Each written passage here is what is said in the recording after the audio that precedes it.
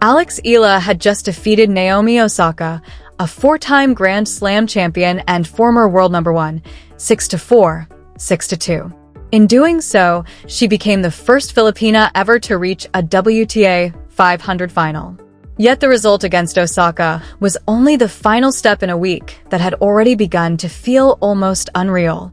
Eala had reached that stage by defeating an Olympic champion, the defending Washington champion, a former world number 3, and then one of the most famous players of the modern era. By the time the last ball against Osaka sailed away, calling this another upset no longer felt accurate. The scoreboard showed a straight sets victory completed in 1 hour and 16 minutes. But the most striking part was how comfortable Eala seemed inside a moment that carried so much meaning. There was no long final set struggle and no need to rescue the match after it had nearly escaped. She gained control, held onto it, and finished the job before Osaka could turn the semifinal into a different kind of contest. That victory created the first historic milestone. For the first time, a player from the Philippines was heading into a WTA 500 singles final, reaching a stage no Filipina had ever reached before. Eala had already spent years collecting national firsts, but this one felt different because it placed her inside the championship match of a deeper, stronger tournament, surrounded by players who had already won some of the largest titles in the sport. The second milestone came from the opponent she defeated. Osaka was not simply a recognizable name added to the story to make the results sound larger. She had won 2 Australian Open titles and 2 US Open titles, had reached world number 1, and had built her reputation on the same hard courts where Eala was now standing across from her. Beating that kind of opponent in straight sets gave the moment a weight that a ranking beside Osaka's name could never fully explain. Then there was the path itself. Eala began the week against Zheng Qinwen, the Olympic singles champion, and came through 4-6, 6-4, 6-1. She followed that by defeating Leylah Fernandez, the defending Washington champion, 6-2, 7-6. In the quarterfinal, she beat former world number 3 and number 2 seed Alina Svitolina 6-3, 6-4. Then came Osaka and another straight sets victory. 4 rounds. For champions, only 1 set lost. That is why Washington felt less like a sudden breakthrough and more like the moment the rest of the tour had to update its understanding of Alex Eala. People had already seen what her best tennis could do. At Miami in 2025, she arrived ranked world number 140 and defeated 3 Grand Slam champions on the way to the semifinals. That week introduced her to a wider audience and turned her from a promising name into someone capable of disrupting the largest draws. Still, one extraordinary tournament always leaves a question behind. Can the player do it again when the surprise is gone? Miami allowed Eala to play with very little expectation from outside her own team. Most opponents had rarely faced her. Casual fans were still learning her name, and each victory felt like a new discovery. Once that run ended, the situation changed. Players knew what she could do. Tournaments no longer treated her as an unknown. Every future result would be compared with the week when she had suddenly defeated some of the best players in the world. That is the difficult part of becoming known. A breakthrough gives a player attention, but it also takes away the freedom of being overlooked. The next step is no longer proving that one great week is possible. The next step is showing that the level can return under different conditions against opponents who are ready for it. Eala learned that lesson through a moment that was historic and painful at the same time. At Eastbourne in 2025, she became the first Filipina ever to reach a WTA singles final.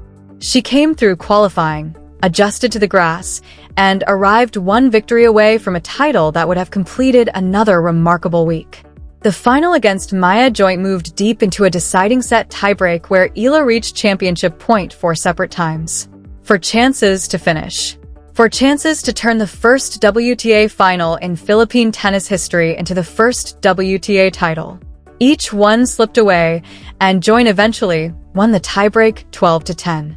The record book still showed a historic achievement. Eala had gone further than any Filipina before her.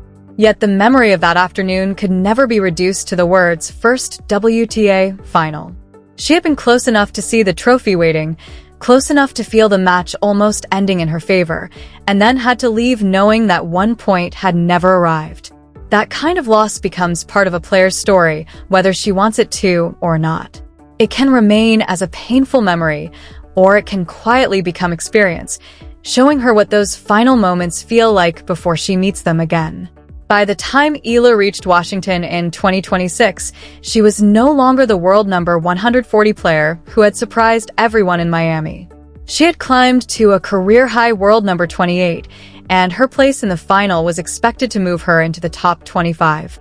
The number showed progress, but the larger change could be seen in how she carried herself through the week. At number 140, defeating one elite opponent could be celebrated as a beautiful exception. At number 28, she was expected to return the next day and do it again. Opponents had seen her matches, understood the qualities that made her difficult, and arrived knowing that allowing her to settle could become dangerous. Washington asked whether Eala could keep moving forward after the first surprise had disappeared. The answer almost never had a chance to develop. In the opening round, Zheng Qinwen took the first set 6-4 and moved ahead 4-3 with a break in the second. Zheng was the Olympic champion, one of the strongest first-strike players in the draw, and only a few games away from ending Eala's tournament before the story had truly begun. A respectable first-round defeat would not have erased Eala's progress. Zheng was the kind of opponent capable of removing almost anyone from a tournament, and there would have been no shame in losing that match. Eala simply did not allow it to end there. She broke straight back, won the second set 6-4, and carried the change in momentum into a deciding set that quickly moved in her direction. After falling behind by a set and a break, she won 7 consecutive games and completed the comeback 4-6, 6-4, 6-1. The details of how she constructed every point mattered less than what the match revealed about her. She did not need the day to begin perfectly, and she did not need to erase the entire deficit in one dramatic burst. She stayed connected to the match long enough for it to change, then took full advantage when the opening appeared. It was the kind of victory that can transform the mood of an entire tournament. Eala had not merely survived the strongest opening round opponent in her section. She had discovered that even when the match moved against her, she could still find a way through. The next round tested a different side of that belief against Leylah Fernandez, the defending Washington champion. Eala won the first set 6-2 and looked ready to move through in straight sets. Then Fernandez found her rhythm, won 5 consecutive games, and built a 5-1 lead in the second. This time Eala was not trying to recover from a poor beginning. She had to watch a match she had controlled become increasingly complicated. At 5-1, a deciding set seemed almost certain. Eala began bringing the score back one game at a time. Fernandez never reached set point. The 5-1 lead became 5-all, and by the time they reached the tiebreak, the direction of the match had changed again. Eala won the tiebreak 7-1 and completed the victory in straight sets. The two matches belonged together because they showed opposite versions of the same quality. Against Zheng, Eala recovered after beginning from behind. Against Fernandez, she recovered after losing the advantage she had created. One comeback can belong to the emotion of a particular night. Repeating that response in the very next round begins to look like something a player can rely on. That was the real foundation of the Washington run. Eala was no longer depending on every set to follow the ideal script. She could experience a poor stretch without allowing it to define the rest of the match, and she could remain close enough for the next opportunity to matter. Then came Alina Svitolina. Svitolina entered as the number 2 seed and had once been ranked world number 3. She also knew Eala's game because they had already met earlier in the season, when Eala defeated her on grass. That previous result made the Washington quarterfinal more revealing. Svitolina had already seen what Eala could bring and had the chance to approach the rematch differently, this time on a hard court. Eala won again, 6-3, 6-4. There was no dramatic recovery required, and no deciding set waiting at the end. She simply moved through a highly experienced opponent for the second time on a different surface. That was the point when the language around the week began to change. The Zheng victory had shown that Eala could escape a difficult opening round. Fernandez showed that she could recover when control shifted away from her. Svitolina showed that she could repeat an elite victory even when the opponent already understood what was coming. By then, Eala had removed the Olympic champion, the defending champion, and the tournament's #2 seed. This was no longer a draw opening around her. She was opening it herself. And then Naomi Osaka appeared in the semi-final. Osaka carried a different kind of presence because even casual fans understood what her name represented. For Grand Slam titles, former world #1, a career built around commanding hard-court matches with clean, decisive tennis. Eala entered the semi-final one victory away from creating another first for Philippine tennis, but the match never looked as though history itself was making her uncomfortable. The players exchanged early breaks in the first set, and the match remained level until 4-4. Eala then earned the break and walked to the baseline to serve for the set. She held it to love. 4 points, and the opening set was hers. That game said more than a long explanation could. Facing one of the most accomplished hard-court players of her generation, Eala did not allow the moment to become larger than the task in front of her. She broke Osaka again at the beginning of the second set, maintained the lead, and added another break to move ahead 5-2. Osaka saved the first match point with a sharp return, but the delay lasted only a little longer. Eala completed the victory 6-4, 6-2 in 76 minutes. For all the famous names she had already defeated, this match felt different because she never needed an escape. She took the advantage and carried it to the finish, making a semi-final against Naomi Osaka feel surprisingly controlled.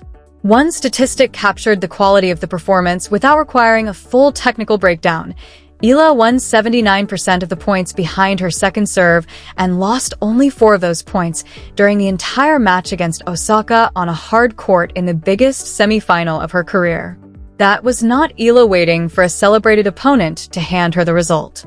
She was creating the match she wanted and keeping it there. When it ended, the 3 pieces of history came together.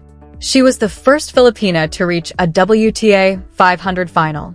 She had earned that place by defeating a former world #1 and 4-time Grand Slam champion in straight sets. And she had completed one of the most remarkable tournament paths of her career, moving through Zheng, Fernandez, Svitolina, and Osaka without relying on the same kind of match twice. That final detail matters most. Eala did not reach Washington's final because one part of her game remained perfect for 4 consecutive rounds. She arrived there because the tournament asked 4 different questions, and she found a different answer each time. Against Zheng, she had to turn a match around. Against Fernandez, she had to reclaim a match she had once controlled. Against Svitolina, she had to confirm that an earlier elite victory could be repeated. Against Osaka, she had to step forward and finish a match without needing a late rescue. Her best level had already created major headlines before Washington. What changed was everything underneath it. Her ceiling created the headlines. Her rising floor created the Washington final. That is the line separating a player known for isolated upsets from one who begins appearing in important matches again and again. A prospect offers moments that suggest what she may become. A contender keeps finding a path forward even when each round looks different from the last. Eala had spent years being introduced as the future of Philippine tennis. Washington made that description feel outdated. She entered the final ranked world #28, projected to rise into the top 25, competing in her second tour-level final, her first WTA 500 final, and her first championship match on a hard court. None of that meant she had become unbeatable. It meant the evidence around her was becoming harder to dismiss. She had now reached major stages on different surfaces, defeated established opponents in different circumstances, and returned from the disappointment of Eastbourne with a stronger result at a higher level. Waiting in the final was Jessica Pegula, the same player who had ended Eala's Miami run in the semi-finals 1 year earlier. The connection between those 2 matches was almost too perfect.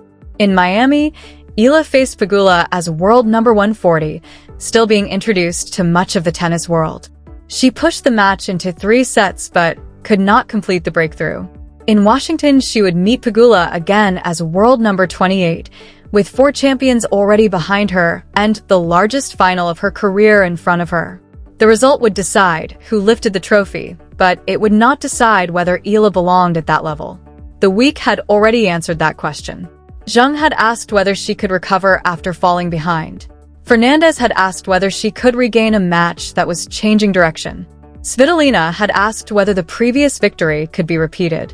Osaka had asked whether she could remain steady with history only one set away.